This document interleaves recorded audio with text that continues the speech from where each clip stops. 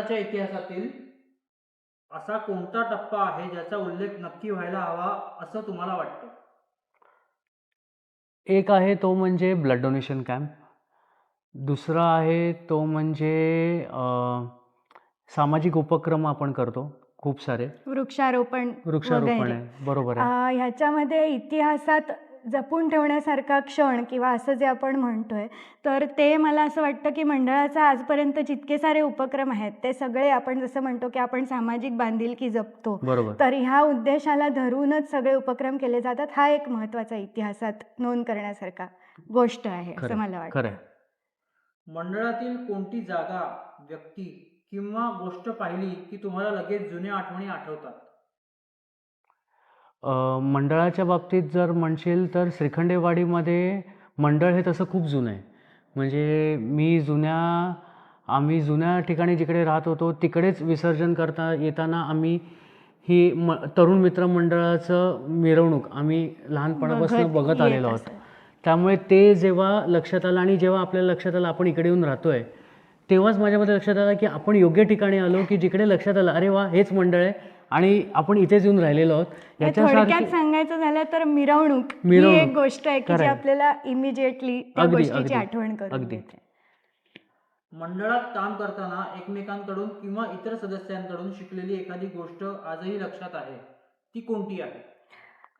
मंडळातले काही वरिष्ठ सदस्य किंवा फॉर्मर मेंबर्स आपण असं म्हणतो, जसं की अनिल दादा आहे किंवा आत्ता बघितलं अविदादा आहे किंवा सागर दादा आहे, तर यांच्याकडून अशा गोष्टी शिकायला मिळतात की ही एक सामाजिक ॲक्टिव्हिटी आहे. त्यामुळे याच्यातनं नेहमी आपलंच खरं होईल असं नाही, तर सगळ्यांचा विचार करून आपल्याला एकत्रितपणे पुढे जायचं आहे. सगळ्यांना धरून पुढे सगळ्यांचे विचार आणि ही सगळी गोष्ट शिकण्यासारखी आहे, जी आपल्याला त्यांच्याकडनं शिकायला मिळालेली आहे आणि अजून आपण त्यातनं शिकू शकतो. आज मंडळात येणाऱ्या नव्या सदस्यांमध्ये तुम्हाला कोणती गोष्ट पाहायला आवडते? त्यांच्यामधला असलेला प्रचंड कॉन्फिडन्स, उत्साह, एन्थुझियाझम. परफेक्ट, एकदम परफेक्ट. जेनझी आपण म्हणतो, जेनझी, बट ते तसं नसून त्यांच्यातला तो जो उत्साह आहे ना, तो खरंच दांडगा आहे आणि तो बघण्यासारखा आहे आणि त्याच्यातनंच आपल्याला एक वेगळी एनर्जी मिळते आणि त्यांच्याकडनं ह्या सगळ्या गोष्टी खूप शिकण्यासारख्या आहेत असं आम्हाला वाटतं. मंडळामुळे तुमच्या दोघांना कोणती नवीन माणसं किंवा नाती आयुष्यात मिळाली? भरपूर. खूप ॲक्च्युली श्रीखंडेवाडी हा एक मोठा परिवारच आहे आणि तरुण मित्र मंडळाचे सदस्य लहान मोठे, त्याचप्रमाणे छोटी मुलं, ह्या सगळ्यांच्या रूपाने खूप नवीन नवीन नाती मिळाली. म्हणजे खरे काका काकू असतील, अदिती, प्रकाश, जुईली, सागर, मोहन यांच्यासारखे मित्रमैत्रिणी असतील किंवा मग छोट्या मुलांची गँग असेल किंवा गणेश असेल किंवा अजून बाकी त्याच्या जनरेशनची रोशन वगैरे मुलं असतील ज्यांच्याकडनं खूप शिकण्यासारखं मिळतं. सगळे जनरेशनची मुलं आपल्याला इकडे बघायला मिळतात, right from small age group till the senior citizen. म्हणजे आता तसं बघायला गेलं तर श्रीखंडेवाडी हा एक परिवारच झालेला आहे. हे काय वाडी नाही राहिली आपल्याकरता आणि त्याकरता खरंच एक खूप चांगला अनुभव मिळतो आपल्याला त्यातनं. तुमच्या जोडीदाराने मंडळासाठी केलेली अशी कोणती गोष्ट आहे ज्याचा तुम्हाला विशेष अभिमान वाटतो? माझ्या जोडीदाराने मला जर का विचारशील तर खूप अभिमान वाटतो. खूप साऱ्या गोष्टी आहेत माझ्या जोडीदाराकडे. कारण माझ्या जोडीदाराने तर इथे आल्यानंतर तसं बघायला गेलं तर ती बाय प्रोफेशन ती टीचर आहे. आता ती टीचिंग करत असताना तिने जसं आपल्या इथे लक्षात आलं तसतसे मुलं तिच्याकडे शिकायला यायला लागली आणि तिच्या अंडर ते ग्रो झाले आणि ते नंतर ग्रो होऊन ते सोबत ॲज अ फॅमिली मेंबरच झाले. सो असं नाही आहे की एक वेगळा सेक्शन क्रिएट झाला होता, बट उलट एक फॅमिलीच क्रिएट झाली आणि तिच्याकडनं ही गोष्ट प्लस नुसतं शिक्षण एक नाही आहे तर ती आज आपल्या डिसेंबरमध्ये होणारा कार्यक्रम त्याच्यामध्ये ती खूप ॲक्टिव्ह पार्टिसिपेट करते. ती सिंगिंग चांगल्यापैकी करते, चांगले कार्यक्रम करते आणि आय थिंक ह्या सगळ्या गोष्टी खूप ॲडमायरेबल आहेत माझ्याकरता आणि हे मी आवर्जून सांगू शकतो. मंडळाचा असा एखादा कार्यक्रम ज्याची आठवण तुम्हा दोघांसाठी वेगवेगळ्या कारणांसाठी खास आहे? मी आधी सुरुवात करतो. ओके. पहिलं म्हणजे मला मंडळाचं कौतुक अशासाठी करावं वाटतं की आम्ही खूप नवीन होतो आणि नवीन असतानाच आम्हाला एका खूप मोठ्या कार्यक्रमाकरता मंडळाने आम्हाला पुढाकार घ्यायला लावला, तो म्हणजे गणेश याग. आणि आम्ही एकदमच नवीन होतो, म्हणजे वैद्य फॅमिलीला कोणी ओळखत पण नसेल, तिकडे मंडळाने आम्हाला तो इनिशिएटिव्ह घ्यायचा चान्स दिला.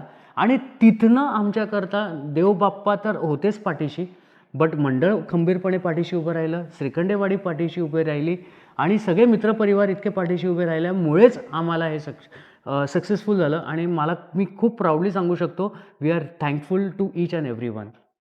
तुझं सांगू शकतेस, तुला काय असेल आठवण त्याबद्दल? आठवण अशी एकच एक नाही आहे माझ्याकरता. आपण साधारण 13 वर्ष झाली वाडीमध्ये येऊन. तर वाडीच्या पहिल्याच वर्षीच्या गणेशोत्सवाच्या स्पर्धांमध्ये, म्हणजे जे काय जल्लोष आपण करतो दरवर्षी, त्याच्यामध्ये पहिल्याच वर्षी मला एक इथे जज म्हणून काम करायची संधी दिली होती हो, मंडळाने. करेक्ट. तर that was the first thing की जे मला असं खूप छान वाटलं होतं की पहिल्याच वर्षी आपल्याला हे सगळं करायला मिळालं. आणि त्यानंतर सगळ्या लोकांशी हळूहळू बॉन्डिंग होत गेलं आणि ती एक आपण म्हणतो ती Experience. एक्सपिरियन्स दरवर्षी वेगवेगळा येत गेला. सो प्रत्येक कार्यक्रमांना काय काय नवीन नवीन शिकायला मिळालं. सो माझ्याकरता एकच एक अनुभव असा नाही आहे, पण दरवर्षीचा एक्सपिरियन्स माझ्यासाठी काहीतरी खास असतो. जर तुमच्या दोघांच्या मंडळातील प्रवासाची एक आठवण जपायची असेल तर ती कोणती असेल?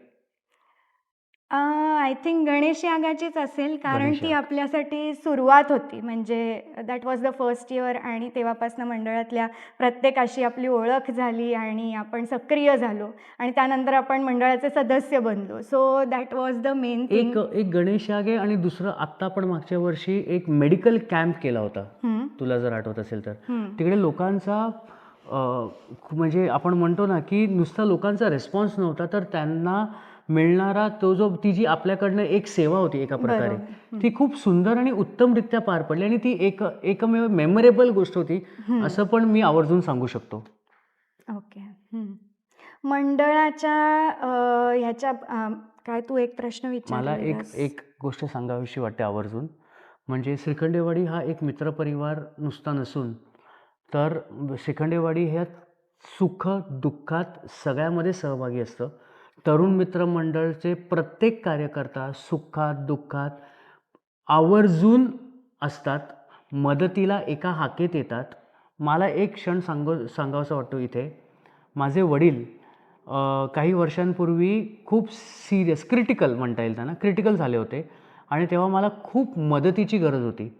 आणि तेव्हा साधारणतः गणपतीच्या नंतरचा, म्हणजे नवरात्र आणि दिवाळीच्या मधला पिरियड होता आणि बाबांची तब्येत अचानकच खूप डाऊन झाली होती आणि तेव्हा मला खरंच मदतीची गरज होती. फक्त एका फोनवरती मंडळातले खूप सारे कार्यकर्ते इतके पटकन हजर झाले की त्याच्यामध्ये मला खरंच तेव्हा म्हणजे अश्रू अनावर झाले होते माझे. कारण तेव्हा मला असं वाटलं होतं की मी एकटा पडतोय की काय, पण तसं न होऊ देता दीपक होता, मंगेश होता, म्हणजे मी अशी नावं घेणं खरंच चुकीचं आहे, पण ती जी मुलं होती ती एवढी ॲक्टिवली पटकन आले मदतीला. घरापासून ते हॉस्पिटलपर्यंत, आणि नुसतं हॉस्पिटलपर्यंत नसून त्यांनी नंतर उरलेले 2 दिवस जितके दिवस बाबा ॲडमिट होते तितके दिवस त्यांची मदत होती. आणि बाबांना डिस्चार्ज मिळेपर्यंत आणि घरी येईपर्यंत या सगळ्या मुलांनी खूप मदत घेतली आणि त्याकरता मी तरुण मित्रमंडळ आणि श्रीखंडेवाडीतल्या सर्व मित्रपरिवाराचे खूप खूप धन्यवाद सांगू शकतो. तरुण मित्रमंडळाबद्दल अजून एक सांगायचं झालं तर आपण जो गणेशोत्सवामध्ये ज्या काही स्पर्धा घेतो त्याच प्रकारे आपण जल्लोष हा डिसेंबरमध्ये एक उत्सव साजरा करतो. तर त्याच्यामध्ये हे एक हक्काचं आपल्या वाडीतल्या मुलांकरता प्लॅटफॉर्म आहे की ज्याच्यातनं सभाधीटपणा जो आपण म्हणतो तो लहान वयापासून त्यांच्यामध्ये येतो. Correct. आणि आपण एक असं काही एज लिमिट ठेवलेलं नाही. अगदी 2 वर्षाच्या मुलापासून ते 15 वर्षाच्या मुलापर्यंत कोणीही व्यक्ती तिथे येऊन परफॉर्म करू शकते. त्याचबरोबर वाडीतली मोठी माणसं देखील आपली कलागुण त्या ठिकाणी सादर करू शकतात. आणि अगदी लहान वयापासून त्यांना तो एक प्रकारचा स्टेज डेअरिंग मिळाल्यामुळे पुढे जाऊन इंटर स्कूल कॉम्पिटिशन्स असतील, कॉलेजचे कॉम्पिटिशन्स असतील, इंटर कॉलेज, त्याच्यामध्ये त्यांचा कॉन्फिडन्स प्रचंड वाढलेला असतो. आणि मग ह्या छोट्या स्टेजपासून मोठ्या स्टेजवर जायला किंवा स्टेट लेवल, नॅशनल लेवलवरती जायला वेळ लागत नाही. ती तयारी त्यांची अगदी लहानपणापासूनच होत जाते. त्याचप्रमाणे संस्कृतीला जपून अशी आपली जी मिरवणूक असते, हा पण एक आपला खूप पॉझिटिव्ह आणि चांगला पॉईंट आहे की जो आजकाल बघायला मिळत नाही. DJ किंवा बाकीच्या गोष्टी मिरवणुकीमध्ये नुसतं धांगड मोठ्या धिंगाणा असतो. प्रमाणावर असतो, बरोबर पण आहे. आपल्याकडे ते तसं कधीच होत नाही. पारंपरिक शिस्तबद्ध आणि पद्धतीने पारंपरिक मिरवणूक आपली होते आणि आम्ही संस्कृती जपतो आणि आम्ही परंपरा टिकवतो, हे जे काही आपलं ब्रीदवाक्य आहे ते आपण इथे व्यवस्थित पद्धतीने सांभाळत आलेलो आहे. ह्या पुढची जनरेशन देखील ते सांभाळेल आणि हाच संदेश आपल्याला पुढच्या जनरेशनला देखील मला वाटतं द्यायला हवा, नक्कीच. शिकवायला हवं. नक्कीच. आणि तेजस्वी, अजून एक गोष्ट मला सांगावीशी वाटते की ना, मी आता मध्ये आपल्या कार्यक्रम करत असतं, कार्यक्रमाच्या अगोदर जेव्हा आपले आपण म्हणतो ना की सुरुवात व्हायच्या अगोदर जेव्हा आपण सुरुवात करतो एखाद्या गोष्टी करता आणि आपण असे मित्रपरिवारांना पण भेटतो, तिकडे माझ्या एक मित्र आहे, मी आवर्जून सांगू शकतो की तो पॉलिटिकल टच आहे त्याचा. म्हणजे त्याच्यामध्ये त्याच्याकडनं मला एक खूप सुंदर गोष्ट त्याच्याकडनं अशी कळली की आपल्या डोंबिवलीतले मोजके मंडळ असे आहेत, त्या मोजक्या मंडळांमध्ये तरुण मित्र मंडळाचं नाव येतं की जिकडे लोक खूप आशेने आणि खूप चांगल्या पद्धतीने बघतात आणि तो मेसेज आज सगळ्या लोकांना घरोघरीपर्यंत पोचलेला आहे. ह्याचं खरंच खूप कौतुक आहे आणि मला ह्या गोष्टीचा अभिमान आहे. येस.